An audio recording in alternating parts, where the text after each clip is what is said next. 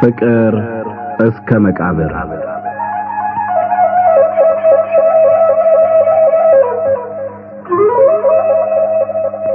ደራሲ ሐዲስ ዓለማየሁ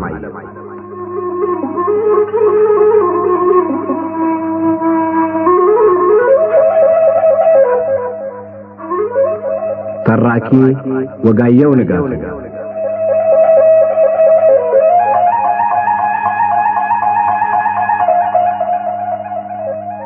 ፍቅር እስከ መቃብር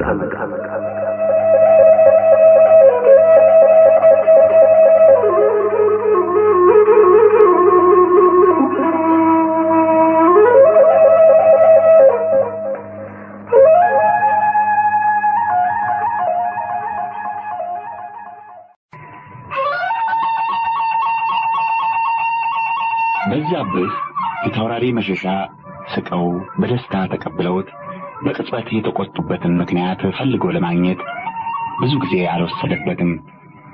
ተጠርቶ ገብቶ ውጣ እስኪባል ድረስ ፊታውራሪ የጠየቁትንና እሱ የመለሰውን ጎጆው ተቀምጦ አንድ ባንድ ሲመረምር ሰብለን አንቺ እያለ ከመናገሩ በቀር ሌላ ሊያስቆጣቸው የሚችል ነገር ስላጣ በዚሁ አንቺ በማለቱ የተቆጡ መሆናቸውን አረጋገጠና መጀመሪያ የፊታውራሪ ከንቱነት አስገርሞት ብቻውን ሳቀ። በኋላ ጠጣና ሂድ ያሉት ትዝ አለውና በጭራሽ ማስተናበታቸው ይሆን ወይስ ለጊዜው ስለተቆጡ ዝም እንድል የተናገሩት ይሆን አለ በሐሳቡ። ከዚያ ያ ጠጣና ሂድ የመጨረሻ ስንብት ይሆን እንደሆነ የሚያስከትለው አንድ ላይ ተሳስሮ ታሰበውና ቀስ እያለ ቅርታና የልብ ሽብር ይሰማው ጀመር። ትምህርቱን እንደጨረሰ አዲስ አበባ ሊሄድ የወሰነውን ውሳኔ ትቶ የፊታውራሪን ውለታ ለመክፈልና እሳቸውን ደስ አሰኝቶ እሱም ደስ ብሎት ዕዳ ወደ ኋላ ሳይተው ለመሄድ ያሰበው ሐሳብ ከንቱ ሆኖ መቅረቱና ምንም እንኳ ባይበድል በጎ ካደረጉለት ሰው ጋር በመጨረሻ ተቀያይሞ መለያየቱ አንድ የሚያሳዝን ነገር ነው። ይልቁንም ከዚህ የበለጠ ልቡን ያባባው ከዚህ ይልቅ ልቡን ያሸበረው ከሰብለ ወንጌል ከእናቷና ከሀብትሽ ይመር ጋር የነበረው የጨዋታ ማህበር ከነሱ ጋር የነበረው ጓደኝነት መቅረት ነው። ከሰብለም ይሁን ከወይዘሮ ጥሩ ወይም ከሀብትሽ ይመር ጋር ልዩ ልዩ ጉዳይ ኖሮት አይደለም። የለም፣ ይህ አይደለም። እንዲሁ ከሶስቱ ጋር ባንድ ላይ የነበረው ጓደኝነት ይህ ከዚያ በፊት አግኝቶት የማያውቅ ወደፊትም ምናልባት የማያገኘው የሴቶች ማህበርተኛነት መቅረቱን ሲያስብ ልቡ ተሸበረበት። ሰብለ ወንጌል ወይዘሮ ጥሩና ሀብትሽ ይመር የሚሉትና የሚያደርጉት ሁሉ ከዛ በፊት ያላየው ብዙ ምስጢር፣ ብዙ ትርጉም እየያዘ ታየው። አንዳንድ ጊዜ ሰብለን ሲደክማት ወይም እናቷን ጨዋታ ሲያምራቸው እሱ ቁጭልና ሲያወራ ወይዘሮ ጥሩ ይሰፉ እንደሆነ ወስፊያቸውን፣ ይፈትሉ እንደሆነ እንዝርታቸውን፣ ያሳሱ ወይም ያባዝቱ እንደሆነ ጥጣቸውን፣ ያመለምሉ እንደሆነ አመልማሏቸውን በፊታቸው ጣል ያደርጉና አንገታቸውን ትንሽ ዘንበል፣ አፋቸውን ትንሽ ከፈት፣ ጥርሳቸውን ትንሽ ፈገግ፣ አይናቸውን ትንሽ ወደ ጎን ገደም አድርገው እያዩ ሲሰሙ ቆይተው ያንተ ጉደኛ ብለው የሚስቁት ሰብለ ወንጌል አንዳንድ ጊዜ እናቷ የፊታውራሪን እግር ጠብቀው ሀብትሽ እንድትጠብቅ አደራ ብለው ወደ ዘመድ ቤት ወጣ ያሉ እንደሆነ ነጠላዋን ወዲያ ጣል ታደርግና ያን ውብ አንገት ደረቷን አስራቁታ እየሳቀች እና በጀጣ ስትለው እሱም የሷን ያክል ባይሆን በመጠኑ እንደ መሳቂልና እጇን ይዞ ያጻፋት በጣም ስለሚያምር እሷ እንደጻፈች ሁሉ ደስ ብሏት ቀና ብላ አፋራም አይኖቿ ከትንሽ ፈገግታ ጋር አየት አድርጋው መለስ ስትልና ደህና አድርገህ ያዝ እንጂ የምትለው ሁሉ ድሮ ያላየው ብዙ ምስጢር፣ ብዙ ትርጉም ይዞ ስለታየው የሚሄዱን ነገር ሲያስብ ልቡን ባባት አለው። ከዚያ ሀብትሽ ይመር ታየችው። በተለይም መቤቷ ጠብቂ ብለዋት ሲወጡ የምታደርገው ሁሉ ዘፈኗ፣ ሳቋ፣ ደስታዋ ያሰበችውን ሁሉ ለማድረግም ለመናገርም ያላት ንጹህና ነጻ ስሜት ያ ሁሉ ትዝ አለው። ወይዘሮ ጥሩ ከሌሉ ትእዛዛቸውን ጥሳ ሰብለንና በዛብህን ብቻቸውን ትታ ወደ ማድ ቤቷ ካልሄደች በቀር በዛብህ ማስተማር አይችልም ነበር። ሀብትሽ ወይ ትግል ትገጥመዋለች፣ ያለዚያም በጀርባው ትታዘልና አንገቱን በሁለት እጇ ይዛ ስለ ተማሪ ፈሪነት፣ ስለ ሆዳምነቱ፣ ስለ ፍቅር አዋቂና አሳማሪነቱ የሰማችውን ግጥም በዜማ ወይም በንባብ ስትደግም ትቆይና በጥፊ መታው ወይም ከኋላው አንገቱን ስማው ትሮጣለች። ሀብትሽ ይመር ግጥም ቶሎ የመያዝና ያለመርሳት ችሎታዋ በጣም የሚያስገርም ነበር። በዛብህ ሀብትሽ ብዙ ጊዜ አንገቱን እየያዘች ለተማሪ ከተገጠሙት ግጥሞች በዜማ እየመላለሰች የምትዘፍናቸው ትዝ አሉትና ብቻውን እንደተቀመጠ የቅርታ ፈገግታ ፈገግ አለ። ፍቅርማ ማን ያውቃል ከተማሪ በቀር ዱላ ሲያነሱበት ሆዱ ባይሸበር፣ ዱላ ሲያነሱበት ባይሆን ኖሮ ፈሪ እሰጥለት ነበር ነፍሴን ለተማሪ። ተማሪ አትውደዱ ሴቶች ልንገራችሁ፣ ድምፅ የሰማ እንደሆን ባንድ ተኝታችሁ ልባችሁን ይዞ እንዳይጠፋባችሁ። ጾም ስግደቱን ፈራሁ ለቄስ እንዳልነግር፣ ለእናንተ ልናገር ስሙኝ ወይዛዝር። የደረሰብኝን ፍቅር አምሮኝ ስዞር፣ ተሜ ጎረቤቴ በቅርቤ ሲኖር፣ ደበሎን ለብሶ ሳየው ባሻገር፣ ደግ እየመሰለኝ ከርፋፋ ጎፈር ክስ እያልኩ ከፊቴ አበራው ነበር። መቼም አንዳንድ ቀን መሳሳት አይቀር፣ አንድ ሌት ተስቶኝ አብሬው ባድር፣ አገኘሁት ሆኖ እንደ ማራረቄ ፍቅሩ የሚያሰክር። ቆጨኝ ከነከነኝ ጸጥተኝ በምር ያጠፋሁት ጊዜ ከሌሎቹ ጋር። መውደድን እግዚአብሔር ስለፈቀደው መውደዴን አይደለም የምናዘዘው፣ መጥላቴን ነው እንጂ ከሱ ሌላ ሰው። ደበሎውን ለብሶ ተሜን የሚያዩት ምንም ቢያጎጥጡት ምንም ቢንቁት፣ ስጋ ከሚበሉት ጠጅ ከሚጠጡት ፍቅሩ 100 ጊዜ በልጦ አገኘሁት። ሽምብራ መቆርጠም ውሃ መጠጣት ነው መሰለኝ እኔስ የፍቅር አብነት። እንደ ሰማይ መና እንደ እግዚአብሔር ምግብ ቢበሉት ተሜ አይጠገብ።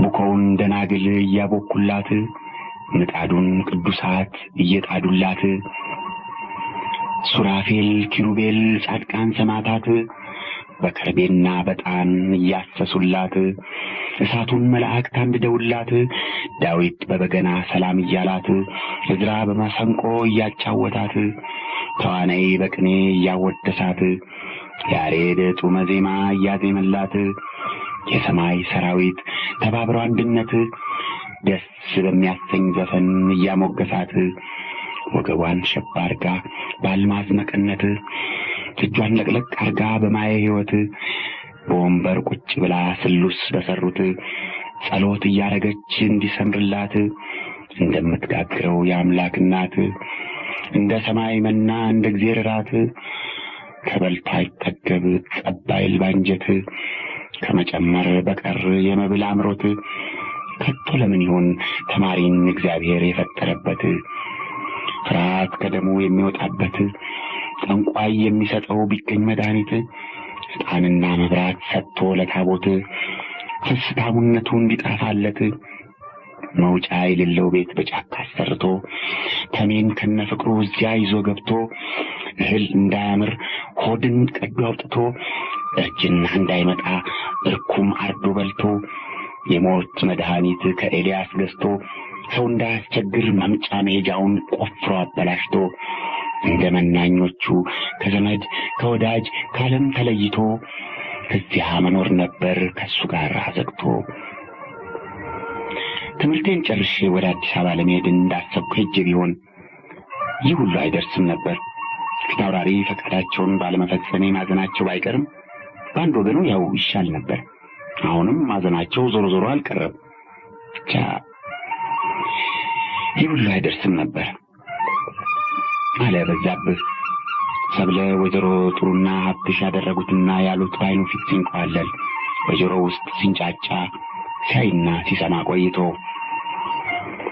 እውነትም የፊት አውራሪ ያዘንና ቁጣ ዲማ የሄደለትን ትምህርት ጨርሶ ወደ አዲስ አበባ ሊሄድ በተነሳበት ጊዜ ሆኖ ቢሆን ኖሮ ተብለ ወንጌልን ማስተማር ሳይጀምር ከሷና ከእናቷ ከሀብትሽ ይመር ጋር የተፈጠረው ጓደኝነት ሳይፈጠር ሆኖ ቢሆን ኖሮ ይህን ያክል ልቡ አይሸበርም ነበር።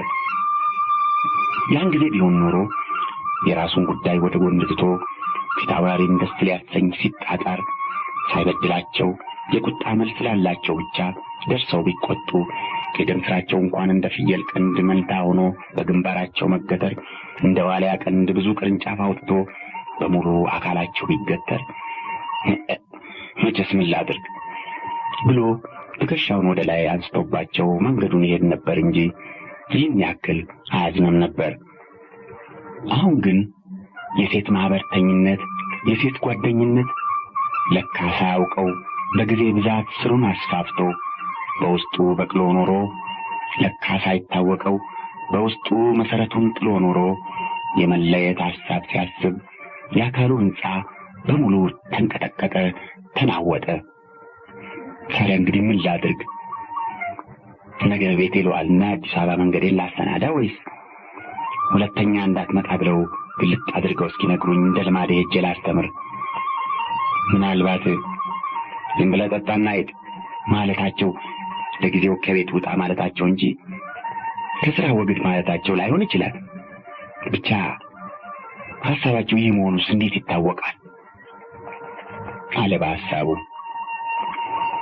በዛብህ ጎጆው ተጋድሞ አይኑን አፍጦ ይህን ሁሉ በሐሳቡ ሲያወጣ ሲያወርድ ከሌሊቱ የሚበልጠውን ክፍል እንቅልፍ አጥቶ ካሳለፈ በኋላ በተከታዩ ቀን ወደ ፊት አውራሪ ቤት ሳይሄድ እንዲውል ወሰነ። ይህም የወሰነበት ቤቱ ውሎ የአዲስ አበባ መንገዱን ለማስተናዳት ሳይሆን የፊት አውራሪን ሐሳብ ለማጣራት ነው። በልማዱ በዛብህ ለምሳውም ለራቱም ወደ ፊት አውራሪ ቤት ሳይሄድ የቀረ እንደሆነ ከአንዳንድ ጊዜ በቀር ጠያቂ ወደ ቤቱ ይልካሉ። አንዳንድ ጊዜ ብቻ አልፎ አልፎ እንደ አለቃ አቶ መልሳን ያለ ወይም ሌላ መብልና መጠጥ ብቻ ሳይሆን ሐሳባቸውን ጭምር በሙሉ የሚሰጡት ታላቅ እንግዳ የመጣባቸው እንደሆነ በዛብህን እስከ መፈጠሩም ይረሱትና ጠያቂ ሳይልኩ ይቀራል። ብቻ እንዲህ ያለው በጣም አልፎ አልፎ የሚደርስ ነው። ስለዚህ እንዲህ ያለ አጋጣሚ ካልደረሰ በዛብህ ቤታቸው ሳይሄድ ውሎ ሲያድር መላእክተኛ ካላኩ እርግጥ የማሰናበታቸው ማስረጃ ነው ለማለት ትንሽ ቢያጠራጥርም የመጣላታቸው ምልክት መሆኑ አያጠራጥርም። በበነጋው በዛብህ ከፊት አውራሪ ቤት ጠያቂ የመጣ እንደሆነ በሽተኛ ሊጠይቅ ሄዷል ብሎ እንዲነገር ለሚረዳው ተማሪ ነግሮ ልብሱን ሊያጥብ ወደ ወንዝ ወረደ። ካጠባ ሲመለስ እግረ መንገዱን ግራጌታ ቀለም ወርቅ ወደሚባለው ወዳጁ ቤት ጎራ ብሎ እዚያ እየተጫወተ ምሳውን በላና ጎጆው ሲደርስ ከፊት አውራሪ ቤት ጠያቂ ደርሶ ሄዶ እንደውም ቢጠይቅ ረዱ ጠያቂ ያልመጣ መሆኑን ነገረው። ማታም እንዲሁ ጠያቂ ሳይመጣ ቀረ። የገበሬ ልጅ ጠግቦ ለምን ቀና ብላችሁ አያችሁኝ ብሎ ነው እንጂ እስቲ አሁን ምን ተናገርኩ አሉ ፊት አውራሪ ያን ዕለት ማታ ራት ላይ በበዛብህ ምክንያት በቤተሰቡ መካከል በተነሳው ጭቅጭቅ። እኔ እኮ የምለው ጌታዬ አሉ ባለቤታቸው ወይዘሮ ጥሩ አይነት፣ እኔ እኮ የምለው ይህ ሰው ልጃችንን አስተምርልን ስንለው ለዝምድናችን ሲል መንገዱን አቋርጦ የእኛን ፈቃድ ለመሙላት ተቀመጠ እንጂ በደሞዝ አልቀጠር ነው። ስለዚህ እንኳን ሲያጠፋ ቢያጠፋም የአንድ ሁለት ጊዜ ጥፋቱን አይቶን ላላዩ ማለት ነው እንጂ በሰው ፊት መቆጣት ቅር ሳያሰኘው አይቀርም። ደግሞ እኮ እሱ ከወጣ በኋላ የተናገርነውንም ወዲያው ይሰማዋል። ይስማው የገበሬ ልጅነቱን እካኩን ያራገፈ በእኔ እንጀራ መሆኑን እሱ ራሱ ይቀዳል። ብቻም ሆነ እኔ ዝም በልና ሂድ ከማለት በቀር ሌላ ክፉ ነገር አልተናገርኩትም። ወዲያውስ ጌታ ሲቆጣ ደስ ያሰኛል እንጂ አስብና ጌታ ባለሟሉን ነው መቼም የሚቆጣ። ስለዚህ ደስ ያሰኛል እንጂ አያስቀይምም። እሱም የቀረ ተቀይሞ አይመስለኝም። አሞት ወይም ጉዳይ አግኝቶት ይሆናል። ለመሆኑ ዛሬ ብቻ ነው የቀረ? ሌላ ቀን ቀርቶ አያውቅም አሉ አባ ሞገሴ። ማስተማር ከጀመረ ቀርቶ አያውቅም። በፊት አንዳንድ ቀን ሲቀር ጠያቂ ይላክለት ነበር አሉ ወይዘሮ ጥሩ። ዛሬ አልተላከም አትልኪም ኖሯል እስ እንዲያው ሁሉንም እኔ ካላሰብኩት እዚህ ቤት የሚሆን ነገር የለም ማለት ነው። ወይ አሉ ፊት አውራሪ። ተቆጥተው የሰደዱትን ሰው እንዲመለስ መፈለግ አለመፈለጉን በምን አውቄ ነው እኔ ጠያቄ የምልህ? ታውቂያለሽ፣ ደህና አድርገሽ ታውቂያለሽ። ጥፋቱ የእሱ አለመሆኑን ሳውቅ እናንተን እንጂ እሱን እንዳልተቆጣው ታውቂያለሽ።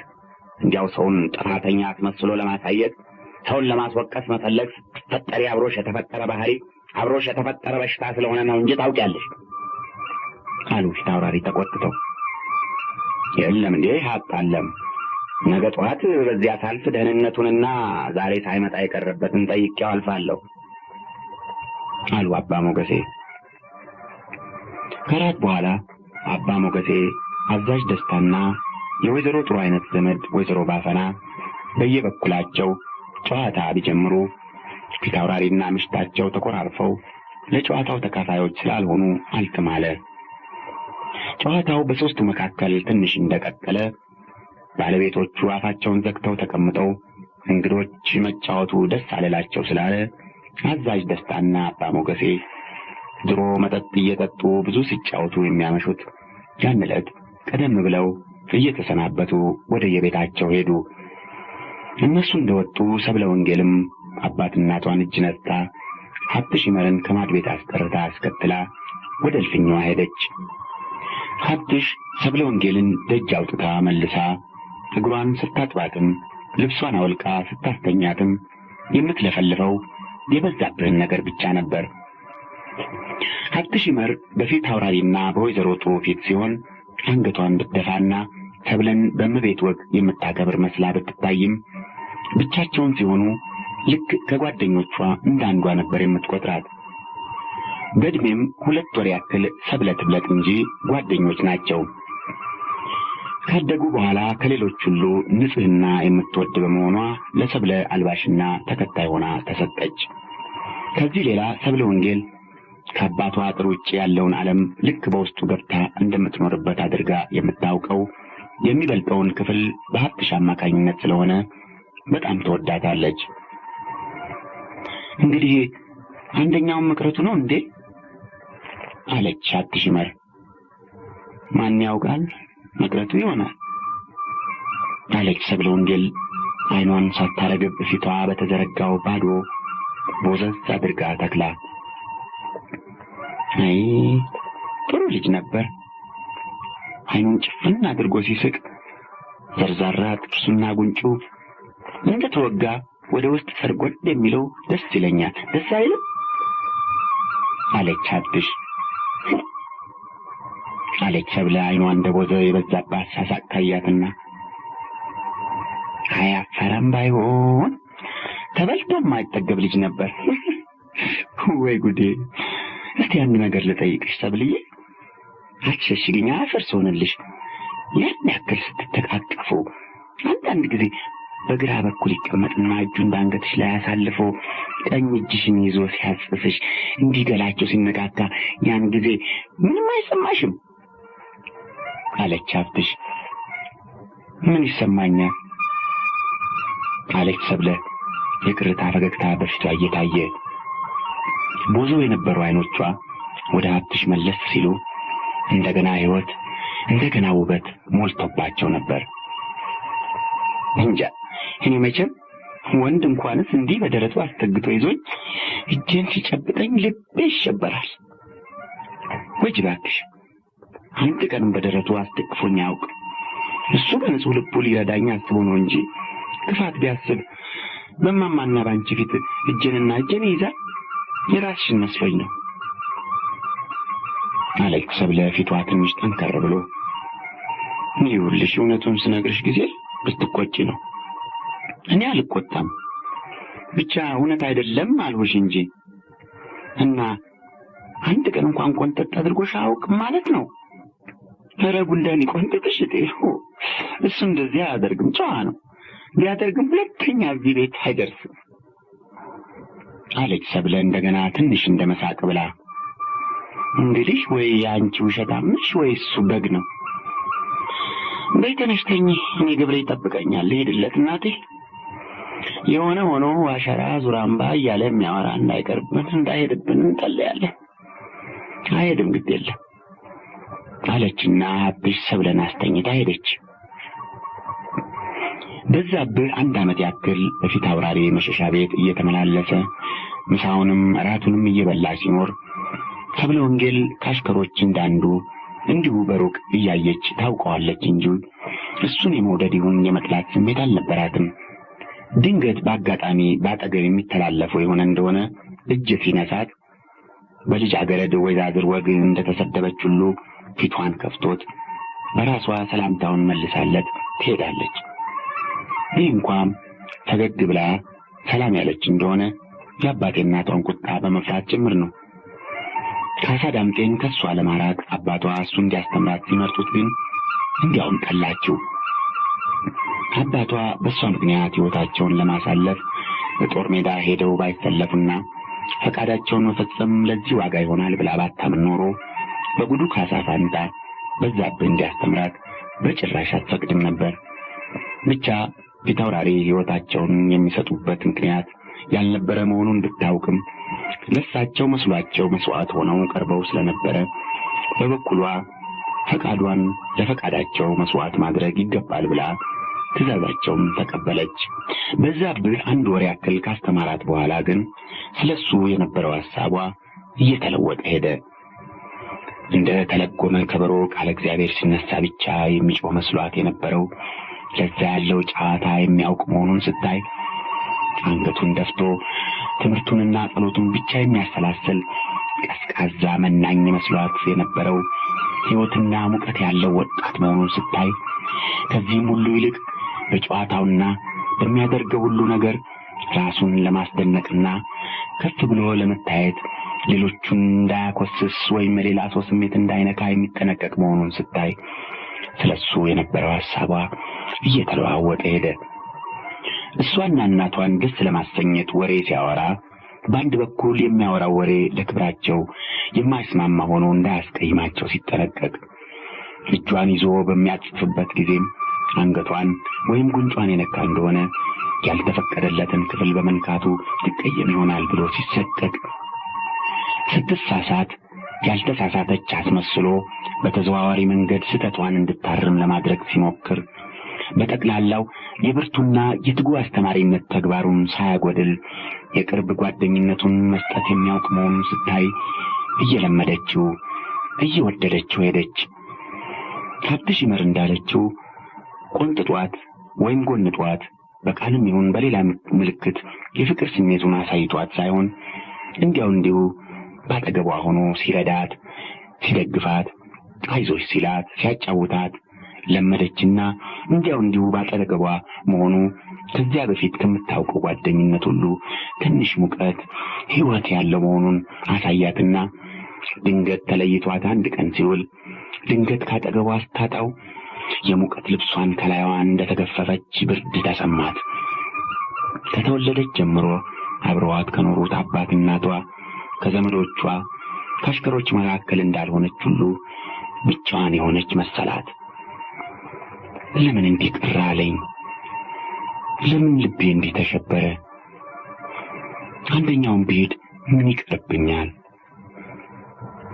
አለች ሰብለ በሐሳቧ አልጋዋ ላይ በጀርባዋ እንደተኛች ዓይኗን ወደ ላይ በጨለማ አፍጣ።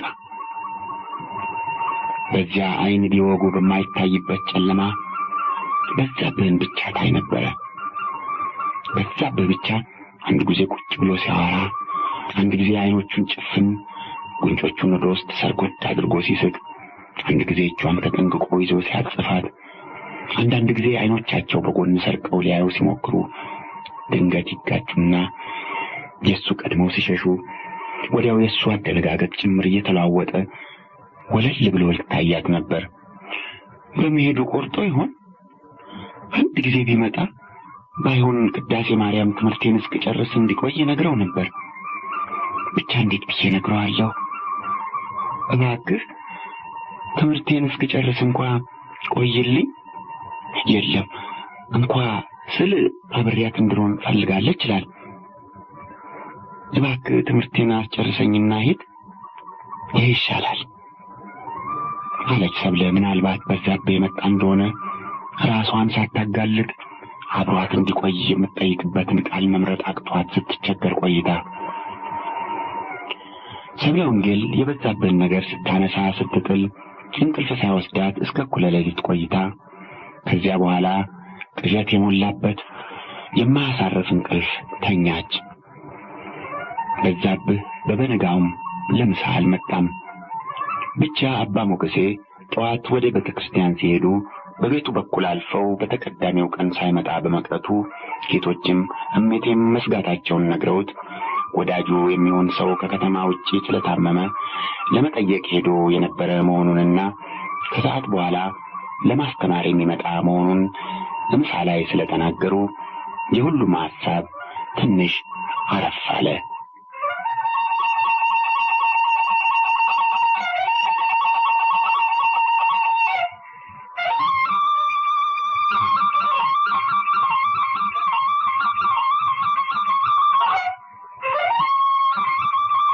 በዛብህ ከምሳ በኋላ ለማስተማር የሚመጣ መሆኑን አባ ሞገሴ ግብር ላይ ሲናገሩ ቤተሰቡን በሙሉ ደስ አለው።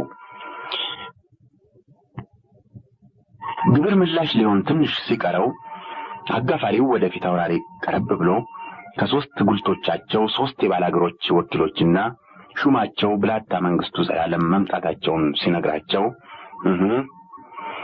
መጡ፣ ምሳቸውን አብላቸው አሉ ፊት አውራሪ። አዳራሽ ብሉ ወይስ እዚህ አለ አጋፋሪው ግብር ምላሽ ሊሆን ምንም ያክል ያልቀረው መሆኑን በመመልከት ግድ የለም እዚያ አብላቸው አሉ ፊት አውራሪ። መጀመሪያ ሹሙ ከዚያ የባላገሮች ወኪሎች ተጠርተው ገብተው ምሳቸውን በልተውና አንዳንድ ብርሌ ጠላ ጠጥተው እስኪወጡ ድረስ ፊት አውራሪ በቁጣ በቀላ ክፉ ዓይን ይመለከቷቸው ነበር። ግብር ምላሽ ሆኖ አዳራሽ እንደተነጠፈ ፊት አውራሪ ቶሎ እዚያ ሄደው ተቀምጠው ባላገሮች እንዲጠሩ አዘዙ። ቀኛዝማች አካሉ፣ ባላምበራስ ምትኩ፣ አባ ሞገሴ፣ አዛዥ ደስታ፣ ሌሎችም ዘመድ ወዳጆቻቸው ነበሩ። ጉዱ ካሳ ሰብለ በምትማርበት ሄዶ አክስቱንና እሷን ሰላም ካለ በኋላ ፊት አውራሪ ከባላገሮች ጋር ወደሚጨቃጨቁበት ወደ አዳራሽ መጥቶ ተጨመረ። እስቲ እባክህ አሽከሮችን ብልክ አጉላልታችሁ አንገላታችሁ ባዶ እጃቸውን የመለሳችሁበትን በፋሲካ ምድር እናንተ በየቤታችሁ እያረዳችሁ ስጋ በልታችሁ ስትውሉ እኔ ሽሮ በልቼ እንድውል የፈረዳችሁብኝ በምን ምክንያት መሆኑን ንገረኝ አሉ ፊት አውራሪ ሹሙን በብርቱ ቁጣ እየተመለከቱ። እኔ ጌታዬ የመንታ እናት ተንጋላት ሞት እንደሚሉት ተረት እዚህ ጌታዬን ደስ ለማሰኘት እዚያ ባላገሮች ቀንበር ከበደን እንዳይሉ ለማድረግ ብሞክር ከሁለቱም ወገን ወቀሳ እንጂ ምስጋና አላገኘሁም። የጌታዬ አሽከሮች ተልከው ሲመጡ እነሱን ይዤ በሶስቱም ጉልቶቹ እየዞርኩ ባላገሮችን እየሰበሰብኩ መልእክቱን አድርሻለሁ። ለመስቀልና ለገና ዋተን ፍሪዳ እየገዛን ሰጥተናልና አሁን እንደገና ፍሪዳ መግዛት አንችልም ቢሉ አይሆን አንዳንድ ሙክትና ማር ወይም ቅቤ ይዛችሁ ሄዳችሁ ችግራችሁን አመልክቱ ብያቸው ነበር። ነገር ግን ሁሉም አንድ ላይ ሆነው አንችልም አሉ። ስለዚህ ከኔ የጎደለ ነገር የለም። ድካሜን ሁሉ ከጌታዬ ተልከው መጥተው የነበሩት አሽከሮች ያውቃሉ። አሁን ከሶስቱ ጉልቶቹ አገር እየመረጠ የላካቸው ይሄው ሶስት ሰዎች መጥተዋል። እነሱ ይጠየቁ አሉ ብላታ መንግስቱ ዘላለም። አሽከሮችማ እኔን አክለው እኔን መስለው ወደ እናንተ የተላኩት አሽከሮችማ በገዛ ጉልቴ በገዛ ሀገሬ አንድ እንጀራና አንድ ዋንጫ ጠላ የሚላቸው አጥተው በራብና ጥም ሲጉላሉ ሰንብተው ተመልሰዋል። ብቻ ይሄ የሆነበትን ምክንያት በኋላ ትነግሩኛላችሁ። ግድ የለም አሁን በፋሲካ ምድር ሳልገድፍ ጾም ሳይፈታልኝ እንዱል የተደረገበትን ምክንያት ልወቀው አሉ ፊት አውራሪ ባላገሮችን በቀላ ዓይን እየተመለከቱ። ደሃ ምንጊዜም ቢሆን ሞልቶለት አያውቅም። ምንጊዜም ቢሆን ከደሃ ጉድለት ከጌታ ምሕረት ተለይቶ አያውቅም። ስለዚህ አልሞላልን ብሎ አጥፍተናል። ጌታችን ምሕረት እንዲያደርጉልን የምንለምነው አለና ከባላገሮቹ አንዱ ራሱን እስከ ጉልበቱ ዝቅ አድርጎ ሲያጎነብስ ጓደኞቹም አብረውት አጎንብሰው ምህረት ይለምኑ ጀመር። ዳካት ይጫወቱብኝ፣ ይልቅ ተነሱ፣ ቀና በሉ አሉ ፊት አውራሪ እንደተቆጡ። የልባቸውን ሰጣቸው። አሁን ካንገት በላይ ምህረት ልመና ወቅቶ በቅቤ እንደሚሉት ተረት ነው። ለመስቀልና ለገና ፍሪዳ የሰጠ ባላገር ለፋሲካ አይሰጥም ብሎ አዋጅ አወጀ ማለት ነው። እናንተ ያወጃችሁት አዋጅ ይሆናል። መቼም ባላገር ሲጠግብ ወሰኑን አያውቅ። ባላገር እንዲህ ያለ አዋጅ አውጆ እንደሆነ ንገረኝ። ከዚያ በኋላ እናንተ ገዢዎች፣ እኛ ተገዢዎች እንሆናለን። እሱ እንኳ አንዳንድ አላዋቂ ወጣቶች የተናገሩት ነው እንጂ ከአስተዋይ ሽማግሎች እንዲህ ብሎ የተናገረ ስለሌለ ብላታ መንግስቱ እዚህ በጌታችን ፊት ሊደግመው አይገባም ነበር። አሁን እኛ ብሎ ሁለተኛው ባላገር ንግግሩን ሊቀጥል ሲል ኧረ ለመሆኑ አሉ ፊት አውራሪ አቋርጠው፣ ኧረ ለመሆኑ እነዚህ ጉልቶች የደም ዋጋ የነፍስ ዋጋ መሆናቸውን አታውቁም? ከአያቶቼ እስከ እኔ ተራራ ዞረን ወንዝ ተሻግረን አቀበት ወጥተን ቁልቁለት ወርደን በሩቅ በቅርብ ዘምተን በጦር ሜዳ ደረታችንን ለመድፍ አንገታችንን ለሰይፍ ሰጥተን እንዲህ አድርገን ያገኘናቸው የነፍሳችን ዋጋ እንጂ እዚህ ቁጭ ብለን ሆዳችን እስኪነፋና በስና እስኪይዘን እየበላን እየጠጣን ፍየልና ጥጃ ዝንጀሮና ጦጣ ወይም አህያ እየጠበቅን ያገኘናቸው አለመሆናቸውን አታውቁም? ታዲያ ነፍሳችንን ሰጥተን ለዓመት በዓል ሙያ አንዳንድ ፍሪዳ ብንጠይቅ ይብዛብን? ወይ ጉድ! ግሩም እኮ ነው።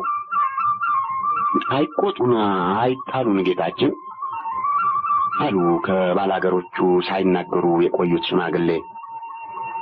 እኛ ያለሱ እሱም ያለኛ መኖር ስለማንችልና እየተጣሉም አብሮ መኖር የልብና የአእምሮ በሽታ ስለሆነ አይጣሉን፣ አይቆጡን። አለባብሶ ቢያርሱ ባረም ይመለሱ እንደሚሉት ተረት ነገ የሚገለጠውን ዛሬ አለባብሰን ብናልፈው ነገ ደግሞ ችግር ተፈጥሮ እኛም እንደገና ተቸገርን ብለን እንዳንመጣቦ ጌታችንም እንደገና ሰላሙን እንዳያጡ ከመጣን አይቀር በሶስቱ ጉልቶቹ የሚኖረው ሕዝብ የተቸገረበትን ግልጥ አድርገን እንንገሮና ጌታችን እግዚአብሔር ባሳየው መንገድ ውሳኔውን ወስነው ይስጡን። ቀደም ብላታ መንግስቱ ያለው አንዳንድ አላዋቂ ወጣቶች የተናገሩት አይደለም፣ በሶስቱ ጉልቶቹ የሚኖረው ሕዝብ ሁሉ የሚለው ነው። ዘመን ከተለወጠ በሶስቱ ጉልቶቹ የምንኖር ድሆቹ ለመስቀል 3 ለገና 3 ፍሪዳ ከብቶቻችንን እየሸጥን ከፍለናል። ይህም ርስት የሚያርስ እርቦ በጉልት ተቀምጦ የሚያርስ ገመታ ከምንከፍለው ሌላ ነው። በዚያ ላይ ለወረዳ ለምስለኔ ለጭቃሹም የምንከፍለው የገንዘብና የጉልበት ዕዳ አለ። ይህን ሁሉ አንችለው።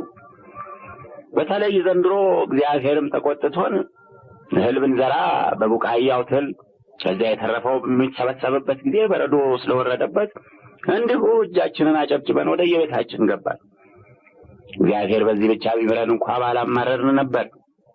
ይኸው አሁን በአገራችን የከብት በሽታ ገብቶ ከብቶቻችን በየቀኑ ከእያንዳንዳችን አንድም ሁለትም ሲሞቱ ቆመን እየተመለከትን እናለቅሳለን። በሽታውን በመፍራት ስጋቸውን እንኳ አንበላውም። የሞቱትን ከብቶች ስጋ የበላ አውሬም ይሁን ውሻ ወዲያው ይሞታል።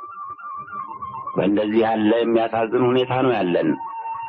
በነበረን ጊዜ እንዲህ ያለ ችግር ሳይደርስብን ሹምን ከማሳዘን ጦም አድሮ ሹምን ደስ ማሰኘትና ሰላምን ማግኘት ይሻላል እያል የእኛ ቀርቶብን የተቀባችሁትን ሰዎች ጌቶቻችንን ደስ ስናሰኝ እንኖር ነበር። ሳይኖረን ግን ስንቸገር አይሆን ጥንት የተሰራብንን ዕዳ እንከፍላለን እንጂ ያለ ዕዳችን አንከፍልም እንላለን። ችግራችን ከዚያ ያለፈ እንደሆነ ደግሞ ጥንት የተሰራብንን ዕዳ እንኳ መክፈል ወደማንችልበት ሁኔታ እንደርሳለን። ጥንት የተሰራብን ዕዳ መክፈል የሚገባን መክፈል የማይገባን የምትለው ምንድን ነው? እባክህ ባላገር ሊከፍለው የሚገባውን ገዢ ይወስናል እንጂ ከመቼ ወዲህ ነው ባላገር መወሰን የጀመረ? አሉ ፊት አውራሪ ሽማግሌው የተናገሩት ከማስቆጣቱም በላይ አስገርሟቸው። ጌታዬ እግዚአብሔር ሀብት ባያድለኝ ዕድሜ ያድሎኛል። በዚህ በረዥም ዕድሜ ክርስትና ጉልት ያለው እንደ ጌታዬ ያለ ጌታ ከርስትና ከጉልቱ ምን እንደሚያገኝ በእንዲህ ያሉ ርስተ ጉልቶች ላይ የሚኖሩ ሰዎች ዕዳቸው ምን እንደሆነ የጥንት ስሪቱን አውቃለሁ። በታላቁ አባቶ ጊዜም ልጅ ልሁን እንጂ አባቶቼ፣ ዘመዶቼ በጠቅላላው ባላገሩ ለአባቶ የሚከፍለውን አውቃለሁ። አሁን ጌታችን የሚጠይቁን ሁሉ ድሮ ያልነበረ ነው። ያንተ ዕድሜ ለኛ ምንም ዋጋ ስለሌለው እሱን ተወውና ምኑ ነው ድሮ ያልነበረ አሉ ፊታውራሪ በባላገሩ ድፍረት በጣም ተቆጥተው። ለጌታዬ ደሃ ዕድሜ ዋጋ የሌለው ቢመስሎ እኔ በጎውንም ክፉንም ስላሳየኝ ዕድሜን እወደዋለሁ።